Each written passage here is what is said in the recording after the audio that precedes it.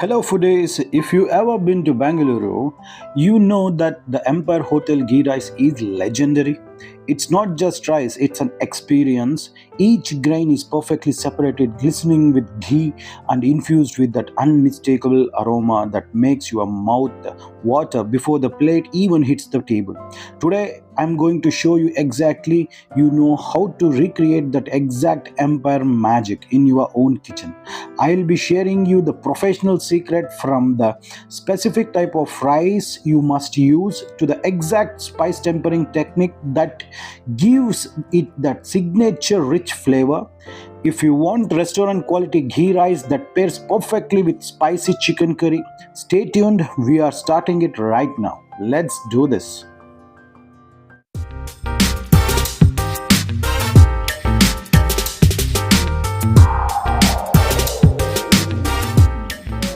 These are the exact ingredients what's required for making this perfect ghee rice recipe. Take a screenshot.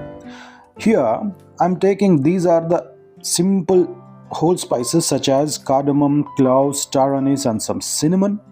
This is a chopped or sliced onions and 4 green chilies. And this is the kaju and this is the pudina, the mint leaves. And here comes the magic, that's the ginger and garlic paste which was freshly ground and kept separate. Salt to taste, and the main hero, the ghee, the freshly homemade ghee. And here this is the important thing, the rice. I have taken Khaima rice variety for this, or you can use jirga sambar also, but I have taken Khaima rice. And 1 cup of milk and water, and this is just a 3 to 4 tablespoons of fresh curd. And let's see how to make this. To this, what we need to take is, I have taken a cup of Khaima rice. That's a variety which has very beautiful flavor and taste. I have washed it thoroughly 3 to 4 times in the water, and we need to soak it for about a minimum of 20 to 30 minutes. And here in another pan, I have taken nearly 3 tablespoons of ghee. Allow the ghee to melt and heat. When the ghee is hot, we'll add the cashew nuts and we'll saute it until it's just golden brown in color. And now look, the cashews are perfectly ready. Let's take them out in a plate separately.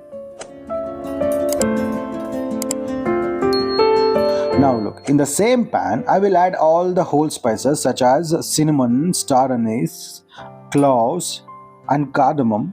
Let's add everything into this and saute it for about 30 seconds on a low flame.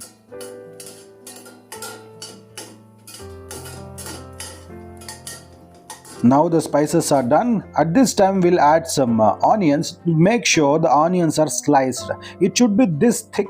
I have taken a little bit of a shallots for this because it gives a nice flavor and enhances the taste for the recipe. And I have added nearly 4 green chilies. You can adjust according to your taste and the spice levels, so keep it mellow, my suggestion for that. So now look, the onions need just to be translucent, just like this. The onions are perfectly sorted, no need to color the onions, just the translution is enough. At this time we'll add the ginger and garlic. I have taken 1 tablespoon of garlic and 1 teaspoon of ginger. That's very important, and it should be freshly ground one. And we need to saute the ginger garlic paste until the raw smell goes away, and it will take anywhere between 2 minutes on a medium to low flame.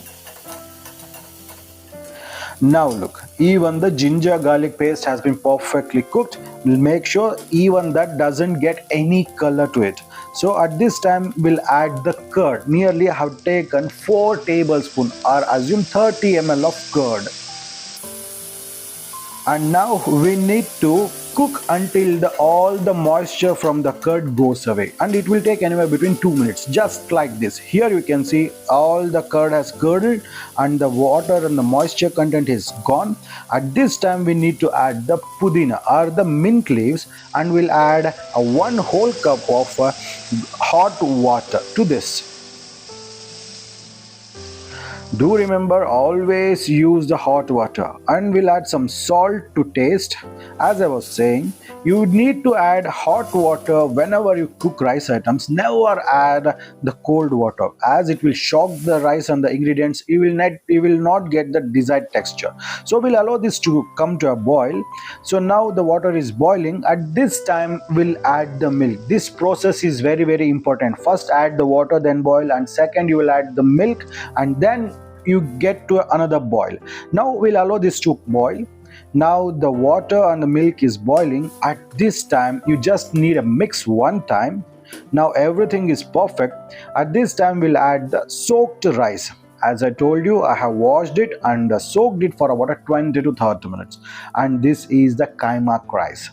So we'll add it, give it a final mix. At this time you can check the seasoning. If you want salt, you can add it. If you want some spice, you can add another 1 or 2 chilies, and we'll allow this to rise to a surface level. Now look, the rice has rise up to the surface level, and we can see perfectly. If you can see, there is a little bit of a water left, the moisture left. So this is the perfect time. Turn the flame to low, and we'll add the fried cashew nuts.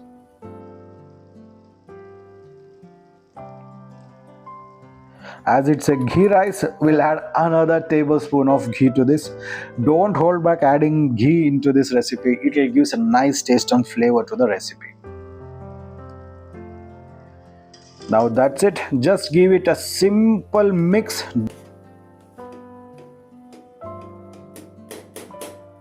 And level it up. Just close the lid and allow this to cook for about 7 to 8 minutes. That's it. Now look, after nearly 7 minutes or so, the rice is perfectly cooked. Look at that. Perfectly fluffy, fragrant and decadent empire style ghee rice. The aroma in this kitchen is absolutely incredible. When you see those golden fried onions and crunchy cashew nuts on top, you know you've done it right. Give this recipe a try the next time you have guests over, and I promise they'll think you ordered it straight from the restaurant. If you enjoyed these tips, don't forget to subscribe and hit that bell icon so you never miss a secret recipe. And do hype the video. Tag me in your photos if you try this at home. Thanks for watching, and I will see you in next one. Till then, Deepak signing off, and Jai Hind, Jai Karnataka, Namaskara. Don't forget to subscribe and hype the video. Thank you. It will help us a lot.